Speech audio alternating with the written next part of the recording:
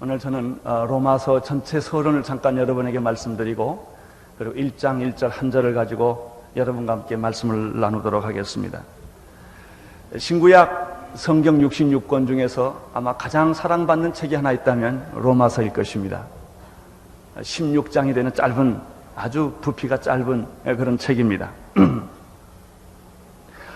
로마서가 새롭게 해석되고 발견될 때마다 역사는 언제나 새로워졌습니다. 그 무섭고 어둡던 터널 같은 중세는 이 로마서로 말미암아 빛을 보게 된 것입니다.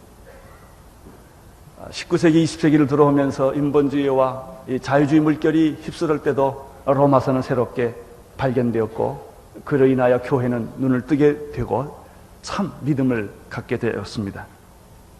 역사뿐만 아닙니다. 로마서를 읽었던 개인들, 어거스틴이나 루터나 칼빈이나 그 외에 많은 신실한 하나님의 사람들은 로마서를 통해서 빛을 보았고 구원을 체험했고 그리고 역사를 새롭게 했던 바로 그 책이 로마서입니다. 오늘 우리 시대 특별히 로마서가 다시 읽혀져야 되고 해석되어야 되고 선포되어야 된다고 믿습니다. 이 로마서를 통해서 우리 교회가 새로워지기를 바랍니다. 로마서를 통해서 여러분의 믿음도 새로워지기를 바랍니다. 마음의 문을 열고 이번 로마서 16장 공부 다 마칠 때까지 여러분이 변화되는 기적을 체험하는 그런 계기로 삼기를 바랍니다. 로마서를 저술한 사도 바울은 이 책을 크게 중요한 세 토막의 주제를 삼았습니다. 어떻게 보면 이 편지를 쓰게 된 세 가지 동기를 우리가 찾아볼 수가 있습니다. 첫째는 구원의 동기입니다. 1장부터 8장까지의 주제가 되겠습니다. 이 구원의 동기는 믿음으로 의롭게 된다고 하는 주제입니다. 예수 처음 믿을 때는 성령의 감동으로 참 순수하게 은혜의 복음을 받아들이게 됩니다. 그러나 예수 믿은 지 3년, 5년, 10년이 지나가게 되면 우리의 신앙에 때가 묻기 시작을 합니다. 극단적인 신앙을 갖게 된다거나 과장된 신앙을 갖게 된다거나 자기의 신앙이 가장 옳다고 생각을 하게 됩니다. 그러나 사실 보면은 신앙의 본질에서 떠나 있을 때가 참 많습니다. 은혜로 시작된 말씀은, 은혜로 시작된 그 구원은 율법으로 마치게 되는 수가 많습니다. 우리의 신앙이 자칫 잘못하면은 믿음으로 얻어졌던 이 구원이 행위의 신앙으로 돌아갈 때가 많습니다. 따라서 우리가 이 로마서를 공부하게 되면은 우리의 구원이 잘못된 구원, 빗나간 우리의 믿음이 수술을 받게 되고 수정을 하게 됩니다. 이것이 로마서를 공부하는 축복입니다. 참으로 은혜의 복음, 행위로가 아니라 믿음으로 의롭다 하는 이 구원의 복음을 이번에 여러분들이 다시 회복할 수 있게 되기를 바랍니다. 신앙이 잘못된 증거는 감격과 감동을 잃어버린 것입니다. 교리적으로는 완벽하게 다 맞지만 삶이 없습니다. 열매가 없습니다. 기쁨이 없습니다. 타성에 젖어버리는 그런 신앙을 갖게 된 것은 분명히 우리의 신앙에 어딘가 병들었다는 증거인 것입니다. 로마서를 쓰게 된 사도 바울의 두 번째 동기는 선교적인 동기에 있습니다. 하나님께서는 이스라엘 백성들을 통하여 구원을 베푸시기 시작을 합니다. 그리고 이스라엘 백성 가운데, 이 민족 가운데서 하나님이 메시아를 보내주십니다. 그러나 이스라엘 백성들은 우리의 구원자 메시아를 거절합니다. 거절할 뿐만 아니라 핍박을 합니다. 그 메시아를 십자가에 못 박혀 죽이게 됩니다. 복음을 받아들이지를 않습니다. 그래서 그 복음은 이방인으로 넘어가는 것입니다. 그것이 이방인에게 구원을 얻게 된 동기였던 것입니다. 그러면 하나님께서 이스라엘을 버리고 이방인만 구원을 하셨느냐 하는 문제입니다. 사도 바울은 이러한 내용을 9장에서부터 11장까지 이스라엘 회복에 대한 메시지를 우리에게 주고 있습니다. 분명히 이방인에게 구원이 왔습니다. 우리 한국까지 왔고 나에게까지 이 복음이 왔습니다. 생각해 보십시오. 한국 민족과 예수는 무슨 상관이 있고 이스라엘과 한국이 무슨 상관이 있었겠습니까? 많은 그 구원의 복음이 이스라엘의 복음을 거부함으로 말미암아 우리에게까지 오게 된 것입니다. 그러나 하나님의 계획은 이방인만 구원하는 데 있지 않습니다. 이스라엘을 버린 것이 아니라 이스라엘을 다시 구원한다는 것입니다. 회복한다는 것입니다. 구원의 완성은 바로 이방인의 구원과 이스라엘의 구원을 통하여 역사가 회복되고 구원이 완성된다고 하는 메시지를 바로 9장에서부터 11장까지 주고 있습니다. 따라서 우리가 이 로마서를 공부할 때 바로 이방인의 구원과 더불어 이스라엘의 회복에 대한 메시지를 듣게 될 것입니다. 다행히 저희 교회는 오래전부터 이스라엘 선교에 대해서 눈을 뜨고 이를 위해 중보기도 하고 헌신하게 된 것을 인하여 감사를 드립니다. 구원의 완성, 이 선교의 메시지가 바로 로마서를 통하여 바울이 우리에게 주고자 했던 메시지였습니다. 세 번째 메시지는 크리스천의 삶에 대한 메시지입니다. 그러면 예수 믿고 구원받은 사람들은 어떻게 살 것인가 하는 문제입니다.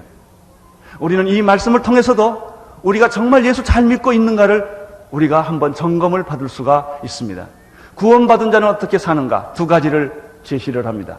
첫째는 우리의 몸을 하나님이 기뻐하시는 거룩한 산 제물로 드리는 것이 크리스천의 삶이라고 하는 것입니다.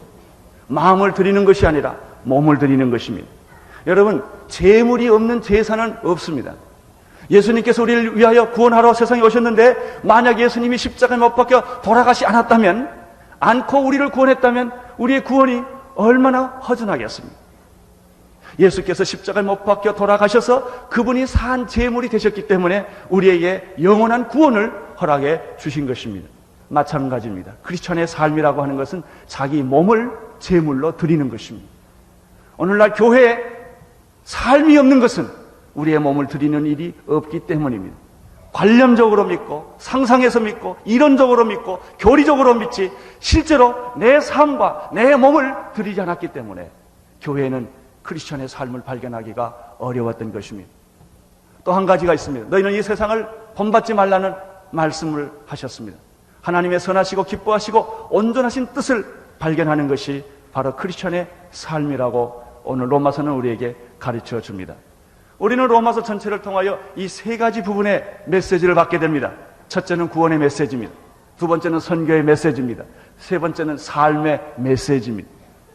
이 메시지를 통하여 우리는 우리의 믿음을 한번 재조명을 해보고 점검을 해보고 필요한 부분에 하나님의 성령으로 수술을 해야 될 줄로 믿습니다. 그때 우리는 새로워지고 역사도 새로워지고 교회도 제 본래의 모습으로 돌아가게 될 것입니다.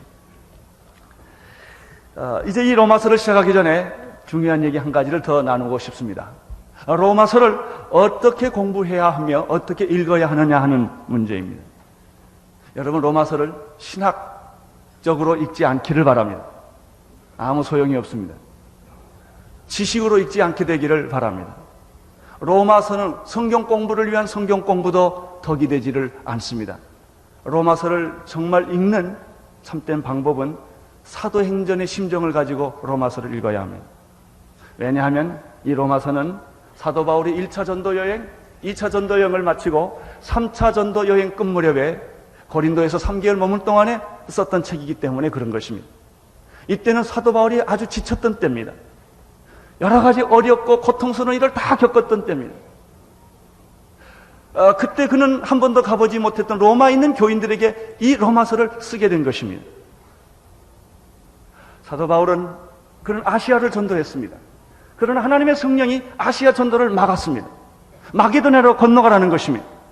그는 드로아에서 배를 타고 에게를 건너서 빌립보로 갑니다. 그는 처음으로 빌립보라는 도시에 눈을 뜨게 됩니다. 그는 데살로니카에 대해서 눈을 뜨게 됩니다. 그리고 점점 더 그는 하나님의 인도함을 받아서 눈을 뜨게 되는데 아덴이라고 하는 그 철학과 예술의 도시로 그가 들어가게 됩니다. 아덴을 보게 된 것입니다. 또 놀라운 것은 문화의 중심지였던 에베소를 보게 됩니다. 또 놀라운 사실은 그가 상업 도시였던 고린도를 보게 되는 것입니다. 그는 아시아에 있는 지역의 세계관을 가지고 있었고 그것만 보다가 하나님의 성령의 인도함을 받아서 이렇게 엄청난 도시 문화권을 보게 되면서부터 그는 눈을 뜨게 됩니다. 그의 마음에 간절한 소망을 갖게 됩니다. 로마를 봐야 되겠다는 것입니다. 로마를 봐야 되겠다. 그는 로마에 대한 환상을 갖게 된 것입니다. 로마를 아직 가보지 않았지만 그는 로마에 대해서 관심을 가지고 기도하게 된 것입니다. 이것이 사도 바울의 마음이었습니다. 그는 세계를 하나님이 주신 이 세계를 복음하고 싶었습니다. 아시아뿐만 아닙니다. 전 유럽뿐만 아닙니다. 땅끝까지 그는 주의 복음을 전하고 싶었던 뜨거운 열정과 그런 헌신이 있었습니다. 이것이 로마서입니다. 이 바울의 심정을 이해하지 못하고서는 우리는 로마서를 잘 제대로 깨닫기 어렵습니다. 이런 의미에서 로마서는 교리의 책이 아니라 선교의 책입니다. 사도행전에 계속되는 책인 것입니다. 따라서 우리는 오순절의 뜨거운 심정을 가지고 로마서를 펴야 할 것입니다. 호련히 급하고 강한 바람 같은 소리가 나서 온 집안에 가득 차며 불의 혀같이 갈라지는 역사들이 나타났던 그 오순절의 심정을 가지고 우리는 로마서를 한 구절 한 구절 읽어야 될 줄로 압니다.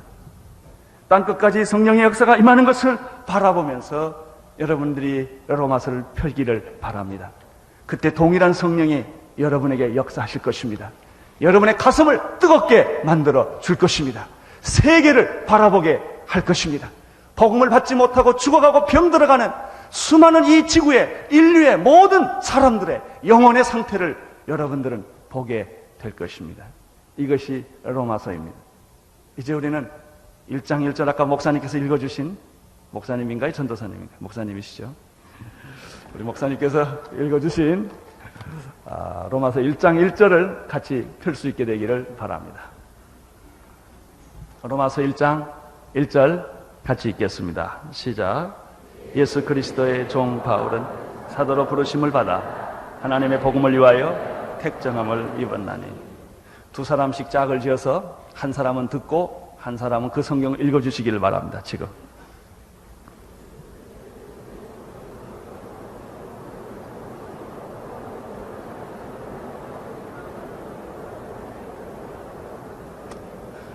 이제 반대로 들었던 분이 말씀하십시오.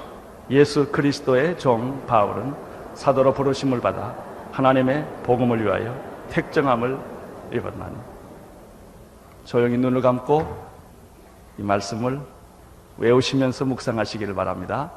예수 그리스도의 종 바울은 사도로 부르심을 받아 하나님의 복음을 위하여 택정함을 입었나니. 이것이 로마서 1장 1절입니다. 로마서 1장 1절에서 사도 바울은 먼저 자신을 소개합니다. 내가 어떤 사람인가?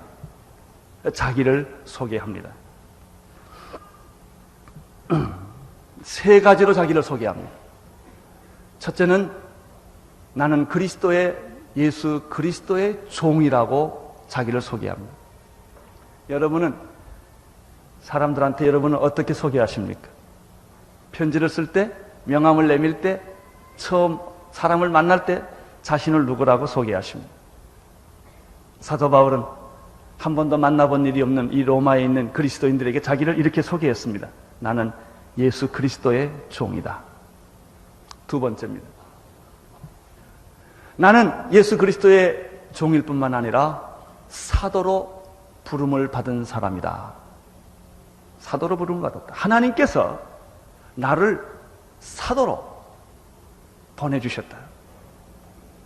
첫째, 그리스도의 종이라고 말할 때는 그것은 자기가 선택하는 거예요. 내가 그리스도의 종으로 살겠다는 것입니다. 자기가 결정하는 것입니다. 사도로 부름받는 것은 자기가 결정하는 일이 아닙니다. 하나님께서 나를 사도로 불러주셨다는 것입니다.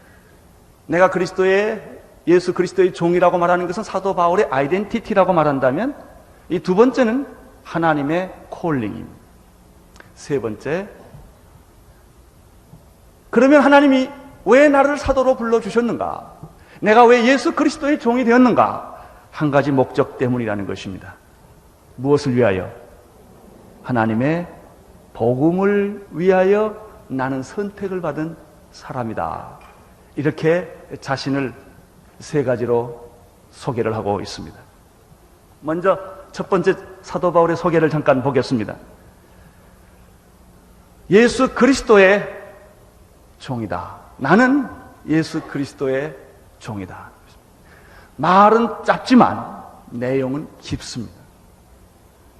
이 간단한 말은 엄청난 엄청난 내용을 내포하는 것입니다. 나는 누군가?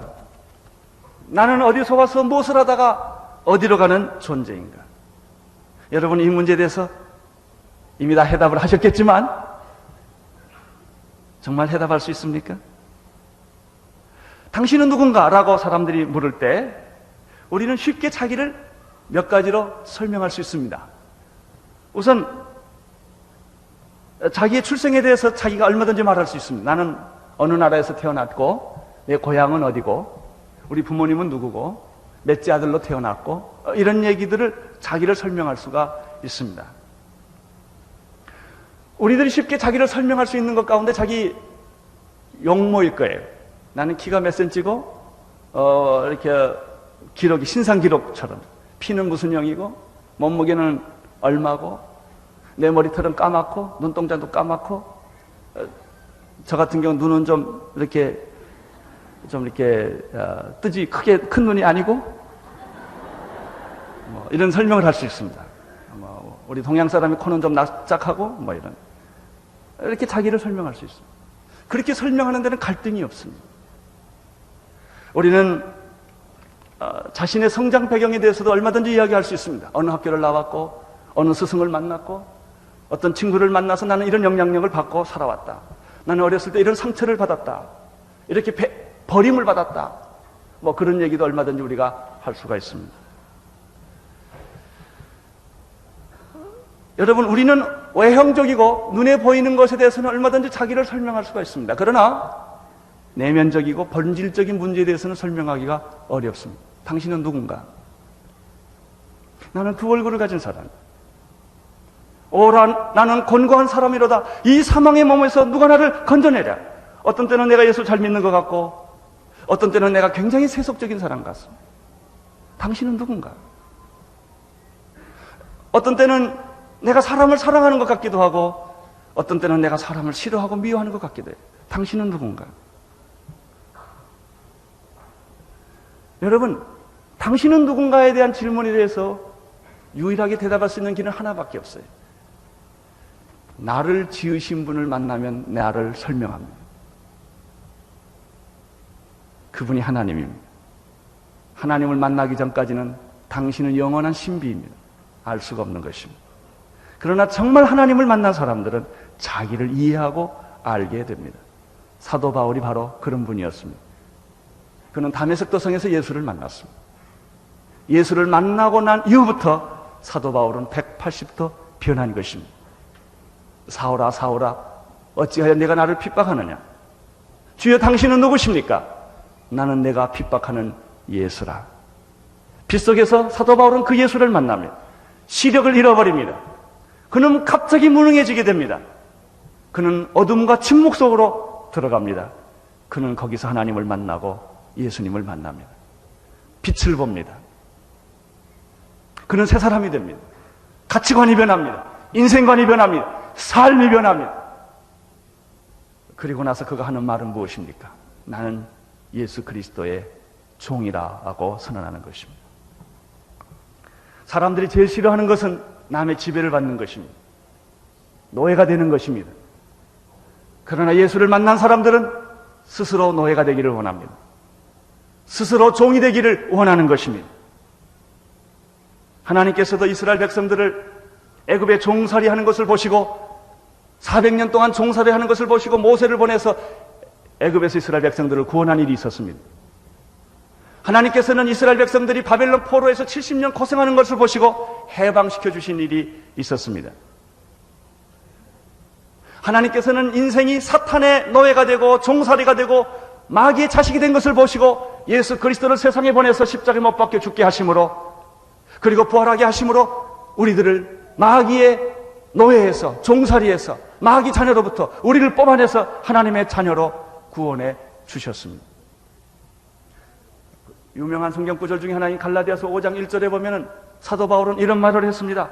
그리스도께서 우리를 자유케 하려고 자유를 주었으니 그러므로 국석에 서서 다시는 종의 멍에를 매지 말라. 그렇습니다.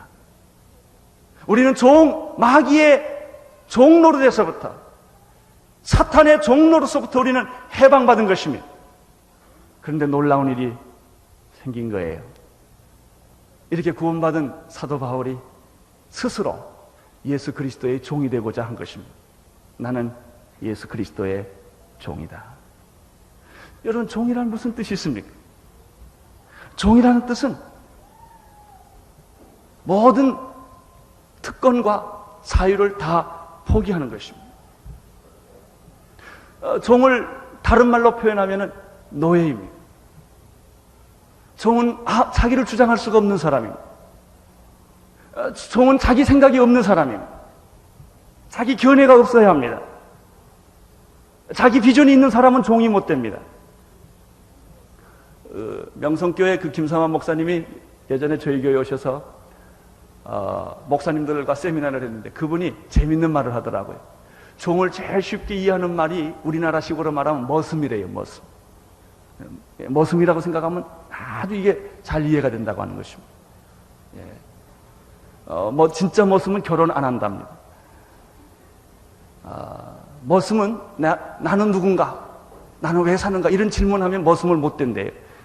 그런 질문을 안 하고 살아야 되는데 그게 머슴이래요. 시키는 대로 해야 된다고 그래요. 무슨 일을 시키다가 아무 설명 없이 그 일 하지 말고 이 일 하라 그러면 묻지 말고 그 일을 해야 된대. 나를 무시했다든지 이러면 머슴이 안 된대. 제일 재밌는 말은요, 머슴은 두 벌 옷밖에 없는데 여름옷, 겨울옷, 속내의가 없고 이게 머슴인데 그 머슴은 일 다 하고 혼자 집에 들어와서 밤에 달을 보면서 노래를 부를 줄 알아야 머슴이 된대. 생각해보니까 그게 경배와 찬양이더라고요.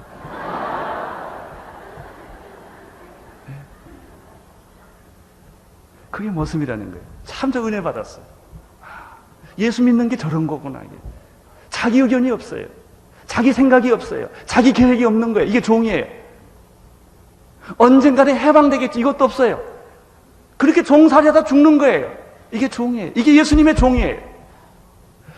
사도 바울은 그는 수없이 매를 맞고 감옥에 들어가고 태장을 3번이나 맞고 40에 한한 가마매를 5번이나 맞고 3번 바다에서 파선을 당했고 배고프고 굶주리고 강의 위험과 도적의 위험과 신의 위험과 굶주림과 배고픔과 이런 일들을 수없이 당했어요. 왜? 그렇게 안 당할 수도 있었어요. 종이었기 때문에 그런 거예요. 종이었기 때문에. 누가 치면 맞는 거예요. 자기 의견이 없어요. 오늘 예수 믿는 사람들은 너무 똑똑해서 자기 의견이 많아요. 자기 생각이 많고 자기 방법이 많아요. 그건 종 아닙니다. 그건 주인이 될 자격이 주인 되고 싶은 사람이 말이 많은 거예요. 의견이 있고. 그건 다 주인이 되겠다는 소리입니다. 여러분, 종은 자기가 가질 수 있는 특권 하나는 순종밖에 없어요. 그 이상은 허락되지 않는 것이 노예요, 종입니다. 또 한 가지가 있습니다. 종은 주인의 로드십을 인정하는 것입니다. 그게 종입니다. 주인을 무시하면 안 됩니다. 주인이 나쁜 사람이건 좋은 사람이건 그 권위를 인정하고 수락하는 것입니다. 이게 종입니다. 사도 바울은 자기 자신을 그렇게 설명을 했습니다. 나는 예수 그리스도의 종이다. 여러분은 어떻습니까? 그렇게 대답할 용의가 있으십니까? 여러분이 예수 그리스도의 종이 되시겠습니까? 종이라고 말씀하시겠습니까? 네, 아멘 조심하세요. 이게 사건이 보통 사건이 아닙니다. 내가 종이라고 말하는 순간부터 나는 권리 포기를 해야 되기 때문에 그런 거예요. 내 안에 사는 이는 예수 그리스도니, 내 안에 사는 이는 예수 그리스도니, 살아도 주를 위하여, 죽어도 주를 위하여 온전히 내 몸에서 그리스도만이 존귀케 되기를 원합니다. 나는 흥하여야 되겠고 나는 쇠하여야 되겠고 그는 흥하여야 되겠습니다. 주님 영광을 받아 주시옵소서. 수치와 모멸과 고통은 다 내가 지겠습니다. 이게 종입니다. 사도 바울은 나는 그리스도의 종이라고 고백했습니다. 짧은 말입니다. 그러나 엄청난 말입니다. 나는 여러분도 그렇게 고백할 수 있게 되기를 바랍니다. 나는 예수 그리스도의 종입니다. 둘째입니다. 그는 자신이 하나님으로부터 사도로 부름을 받았다고 하는 그런 확신을 가졌습니다. 나는 사도다라고 하는 것입니다. 12제자만 사도가 아니라 나도 사도다. 사도란 무슨 뜻입니까? I send you. 내가 너를 보낸다는 뜻이에요. 그게 사도예요. 보냄을 받았다는 것입니다. 나는 하나님으로부터 부름을 받았다. 여러분, 모든 그리스도인에게는 콜링이 있습니다. 우리가 세상에 태어났다는 것 자체가 콜링입니다. 부름이 있는 거예요. 무의미하게 태어난 사람 아무도 없습니다. 다 부름을 받았습니다. 의미가 있는 거예요. 우리가 세상을 살아야 할 이유가 있는 사람들입니다. 하나님은 나를 부르셨습니다. 그냥 세상에 태어나게 한 것이 아닙니다. 하나님이 어떤 일을 하라고, 어떻게 살라고 하나님은 나를 부르셨습니다.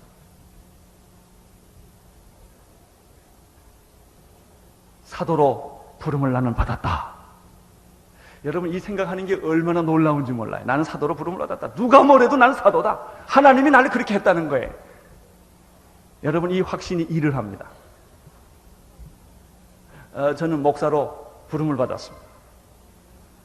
물리적으로는 신학교에 가서 공부를 하고 전도사 생활을 하고 목사고시를 보고, 그래서 노회에서 인정해서 안수해서 기름 부어서 목사가 되었습니다. 그런 과정을 거치지 않고 내가 목사다 이럴 수는 사실 없어요. 그렇잖아요? 그런 거예요. 하나님께서 우리를 그렇게 기름 부어 주신 거예요. 너는 가서 모든 족속으로 제자를 삼으라 그랬어요. 모든 그리스도인에게 주신 하나님의 명령입니다. 예수님께서 이렇게 말씀하셨습니다. 하나님 아버지께서 나를 보내시니 나도 너희를 보내노라. 성령을 받을지어다. 내가 너를 세상에 보내노라. 우리는 이런 사도성을 가진 교인들인 것입니다. 사도 바울은 바로 이 부름을 그가 받았습니다. 그렇다.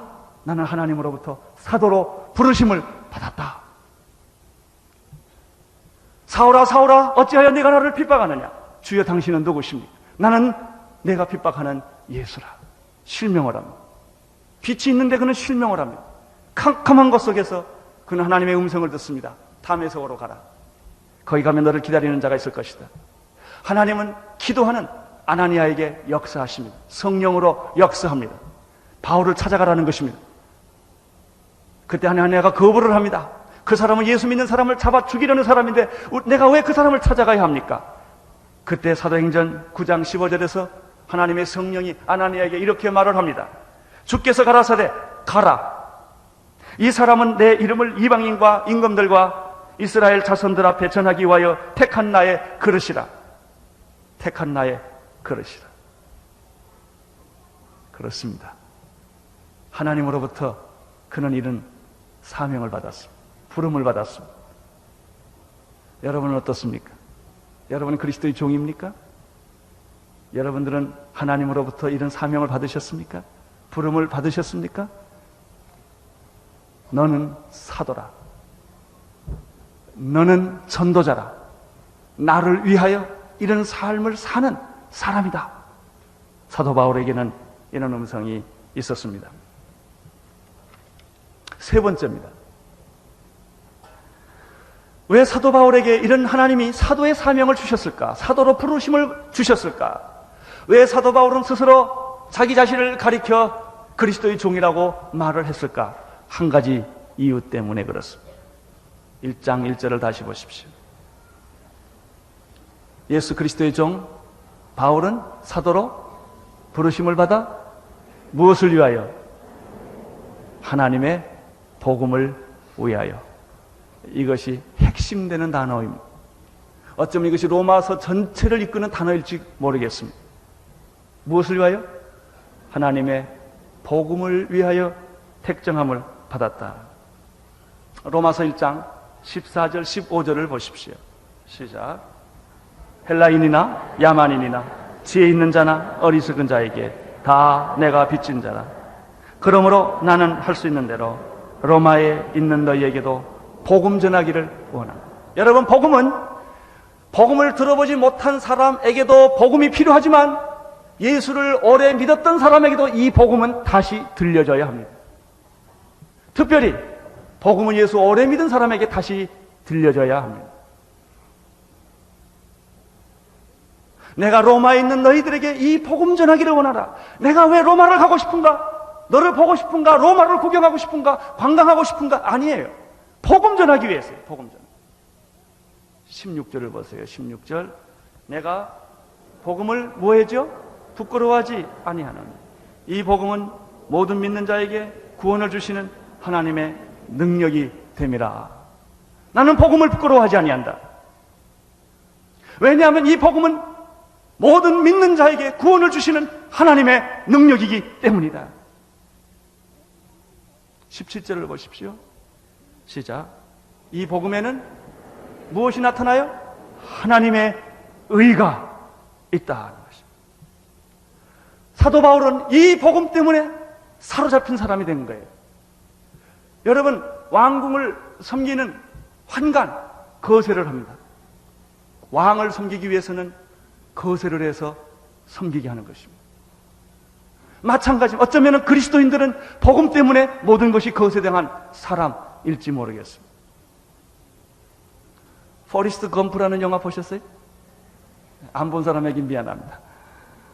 거기 보면요, 이 주인공이 알라바마 출신의 흑인 검둥이를 만나는 일이 있습니다. 그 군대 같이 가는 사람이 하나 있는데 그 흑인이 말이죠, 하는 얘기가 뭔지 아세요? 처음부터까지 새우 얘기만 해요. 새우. 왜냐하면 이 사람이 아버지가 새우 장사였고 그 부모님이 또 새우 장사였고 그 사람이 아는 지식이란 게 새우밖에 없어요. 그래서 무슨 일을 하든지 새우 얘기만 해. 이렇게 새우에 대해서는 전문가예요. 참 그런 사람하고 살면 얼마나 답답할까 그런 생각이 들어요. 화제가 그거밖에 없으니까. 아침에 일어나도 새우, 점심에도 새우, 저녁에도 새우일 테니까, 청소할 때도 새우 얘기를 하니까.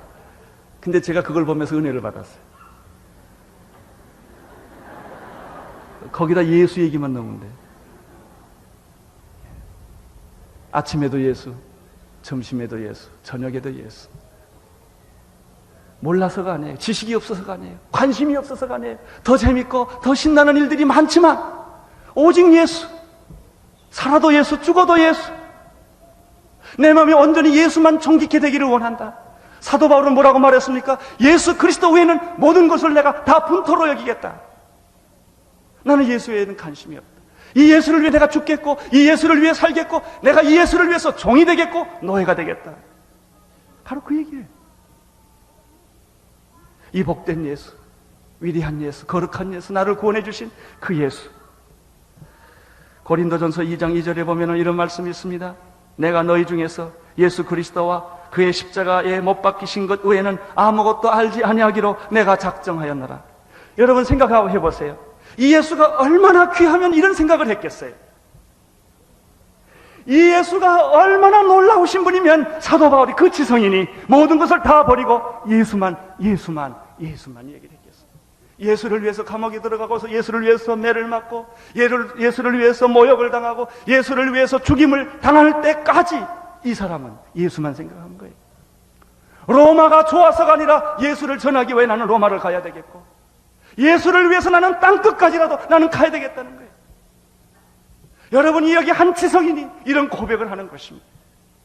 얼마나 예수님이 좋았으면, 얼마나 예수님이 실제적이었으면, 얼마나 예수님이 놀라운 분이었으면 그가 그런 고백을 했겠습니까?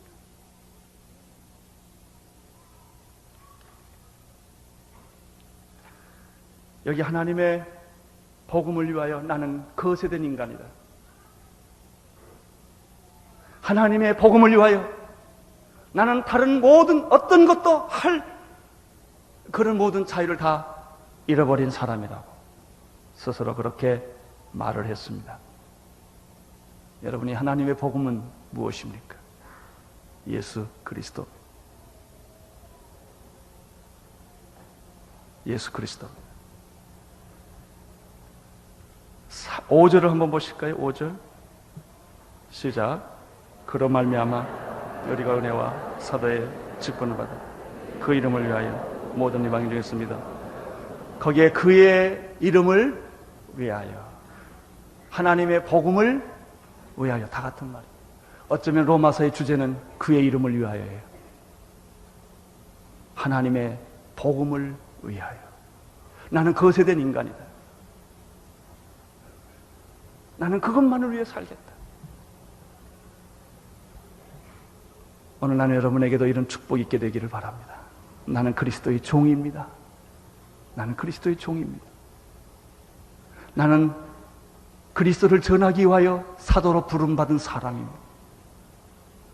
나는 하나님의 복음을 위하여 거세된 인간입니다. 나는 주님을 사랑합니다. 오 예수, 예수, 나의 예수. 아침에 예수와 함께 눈을 뜨고 예수와 함께 하루를 살고 예수로 잠을 잡니다. 예수로 꿈을 꾸고 예수를 노래하고 예수는 나의 시요, 예수는 나의 음악이요, 예수는 나의 전부인 거예요. 복된 예수, 나를 위해 십자가에 피 흘려 돌아가신 그 예수. 사도 바울은 자기 인생을 그렇게 정리를 했습니다. 여러분과 나에게도 이런 축복이 있게 되기를 바랍니다. 기도하겠습니다. 하나님 아버지, 주님의 이름을 찬양합니다. 높여드립니다. 영광을 받아 주옵소서. 예수 때문에 울게 하시고, 예수 때문에 웃게 하시고, 예수 때문에 죽게 하시고, 예수 때문에 살게 하여 주옵소서. 예수 자랑하다 이 세상을 끝나게 하여 주옵소서. 내 몸에 예수님이 존귀케 되게 하여 주시옵소서.